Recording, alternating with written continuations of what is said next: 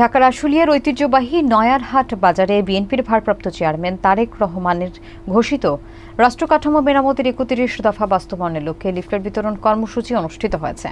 বৃহস্পতিবার বিকেলে কর্মসূচির নেতৃত্ব দেন আশুলিয়া থানা যুবদলের সাবেক সভাপতি রকিব দেওয়ান রকি।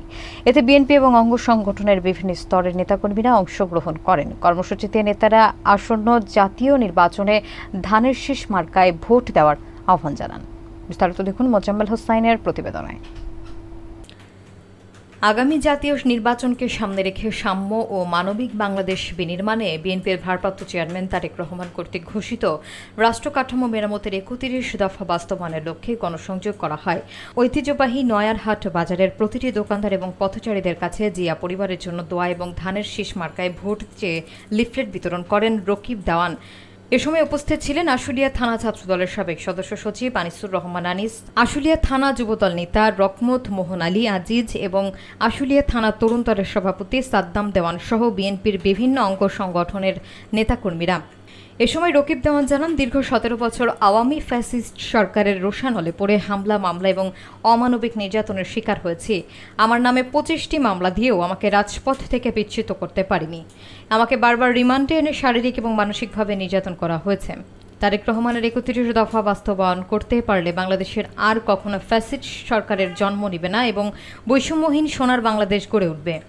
১৩ জুলাই ২০২৩ তারেক রহমান কর্তৃক ঘোষিত রাষ্ট্র কাঠামো মেরামতের ৩১ দফা বাস্তবায়নের লক্ষ্যে আমরা প্রতিদিনের ন্যায় আজকেও লিফলেট বিতরণ কর্মসূচিতে বেরোচ্ছি। ইনশাআল্লাহ যেই পর্যন্ত আমরা প্রতিটা ঘরে ঘরে এই লিফলেট পৌঁছে দিতে না পারবো সেই পর্যন্ত আমাদের এই কর্মসূচি অব্যাহত থাকবে। আর আমি আশাবাদী সবাই আমার পাশে এই কর্মসূচিতে অংশগ্রহণ করবেন। ধন্যবাদ। বিগত দিনে আপনারা জেনে থাকবেন যে দেশে কতটা বৈষম্য ছিল। তার মধ্যে সবচাইতে যে বৈষম্য ছিল সেটা আইন শৃঙ্খলা রক্ষাকারী বাহিনীর মধ্যে। আমরা সবচাইতে বেশি গুরুত্ব দিব, আমার পক্ষ থেকে এটা আমি বলতেছি, যে আইন শৃঙ্খলা বাহিনী এবং কোর্ট আদালত থেকে শুরু করে প্রশাসনিক যে ইগুলো আছে সেগুলাতে একদম ঢেলে সাজাইতে হবে। আইন শৃঙ্খলা বাহিনী যদি দেশে ঠিক থাকতো তাহলে এত বৈষম্যের শিকার আমরা হইতাম না। আমি 100% আশাবাদী দেশনায়ক জনাব তারেক রহমান শেখ হাসিনা সরকার ক্ষমতায় থাকাকালীন ১৩ জুলাই ২০২৩ এই কর্মসূচি ঘোষণা করেছিলেন, কারণ তিনি দীর্ঘদিন বৈষম্যের শিকার হয়েছেন এবং লন্ডনে বসে তিনি উপলব্ধি করতে পেরেছেন আসলে বাংলাদেশের কি কি সংস্কার করা দরকার। সে একটা একটা করে উপলব্ধি করছে, একটা একটা করে পয়েন্ট উপস্থাপন করছে। অতএব আমি 100% আশাবাদী তারেক রহমান যদি রাষ্ট্র ক্ষমতা পরিচালনা করার সুযোগ পায় ইনশাআল্লাহ প্রত্যেকটা দাবি তথা ৩১ দফার দাবি সে বাস্তবায়ন করবে ইনশাআল্লাহ।